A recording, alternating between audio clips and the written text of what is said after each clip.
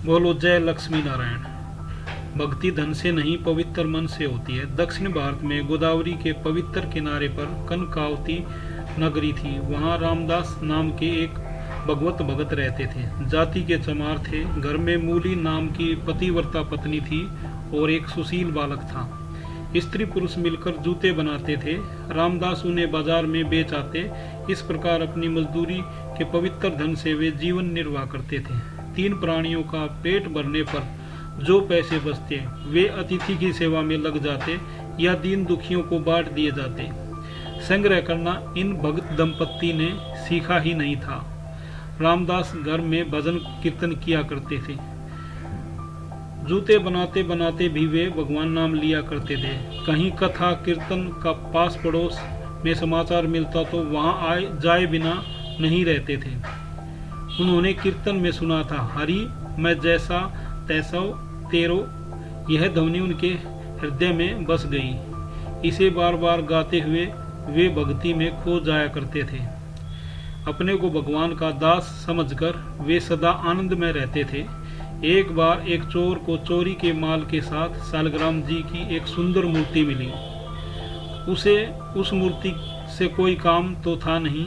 उसने सोचा, मेरे जूते टूट गए हैं, इस पत्थर के बदले एक जोड़ी जूते मिल जाएं तो ठीक रहे। वह रामदास के पास आया। पत्थर रामदास को देकर कहने लगा, देखो तुम्हारे औजार घिसने योग्य कितना सुंदर पत्थर लाया हूं, मुझे इसके बदले एक जोड़ी जूते दे दो। रामदास उस समय अपनी धुन में थे।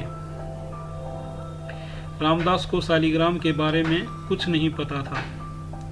रामदास ने उस सालिग्राम पत्थर को औजार घिसने के लिए ले लिया। ग्राहक आया, देख एक जोड़ी जूते उठाकर उसके सामने रख दिए। चोर जूता पहनकर चला गया। मूल्य मांगने की याद भी नहीं आई। इस प्रकार सालिग्राम जी अपने भक्त के घर पहुंचे। रामदास अब उन पर औजार घिसने लगे।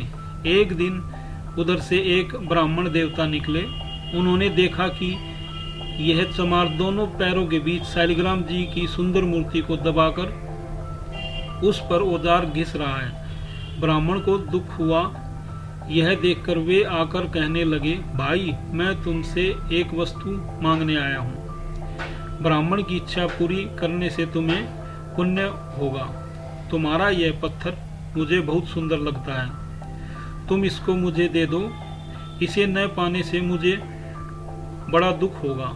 चाहो तो इसके बदले 10-5 रुपए मैं तुम्हें दे सकता। रामदास ने कहा, पंडित जी यह पत्थर है तो मेरे बड़े काम का।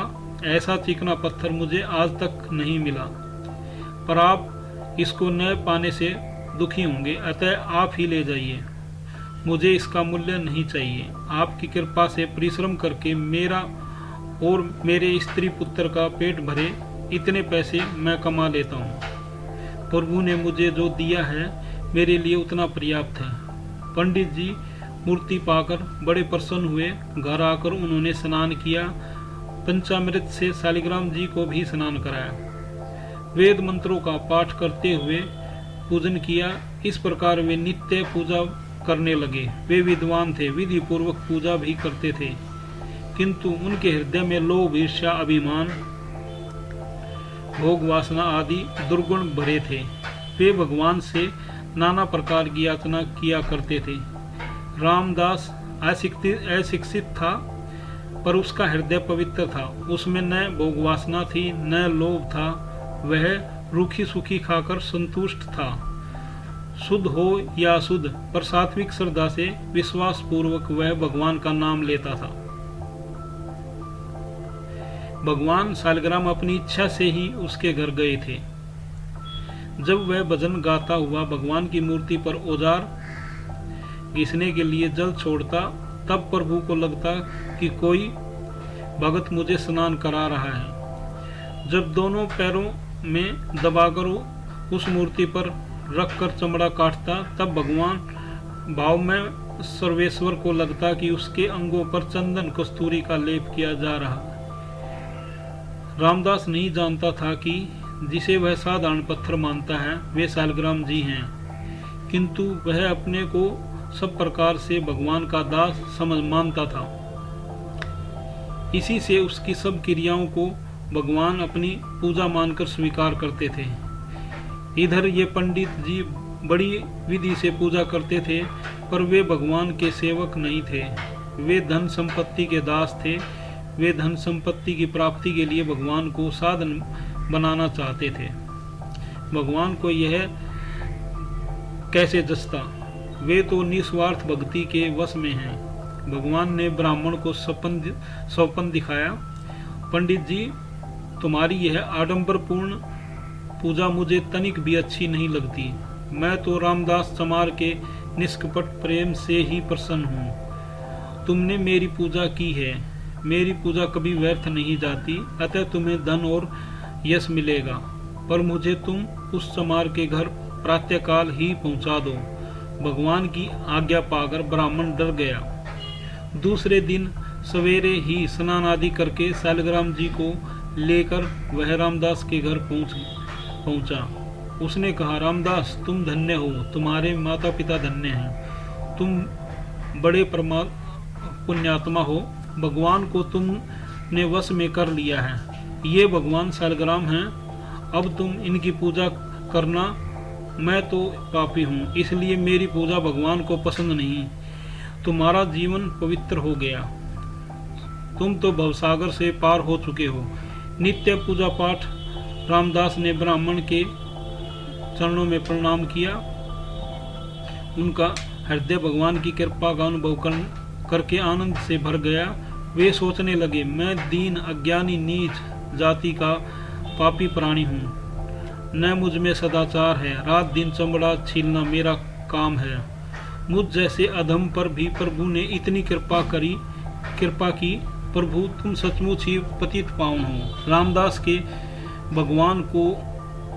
ने भगवान को एक छोटे से सिंहासन पर विराजमान कर दिया।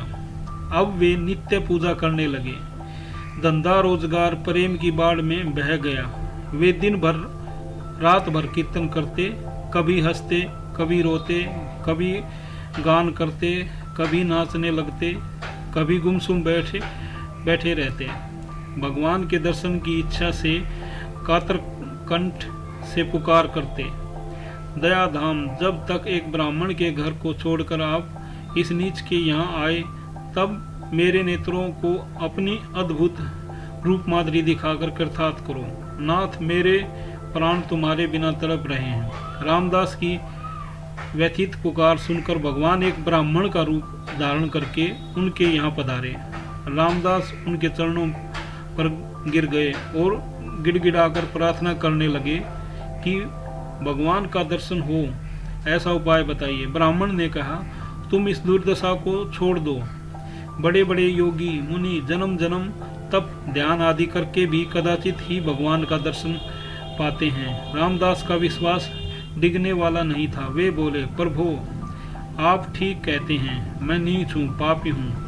मेरे पाप एवं नीचता की ओर देखकर तो भगवान मुझे दर्शन कदापि नहीं दे सकते, परंतु मेरे वे स्वामी दीन बंधु हैं, दया के सागर हैं। अवश्य वे मुझे दर्शन देंगे। अवश्य वे इस अधम को अपनाएंगे। अब भगवान से नहीं रहा गया। भगत की आतुरता एवं विश्वास देखकर वे अपने चतुर्भुज रूप से प्रकट हो गए। प्रभु ने कहा, रामदास, यह ठीक है कि तुम जाति नहीं बदल सकते, किंतु मेरी भक्ति से भगत का पद अवश्य बदल जाता है। मेरा भगत ब्राह्मणों व देवताओं के लिए भी आदरणीय हो जाता है। तुम मेरे दिव्य रूप के दर्शन करो। रामदास भगवान का दर्शन करके कृतार्थ हो गया। बोलो जय लक्ष्मी नारायण।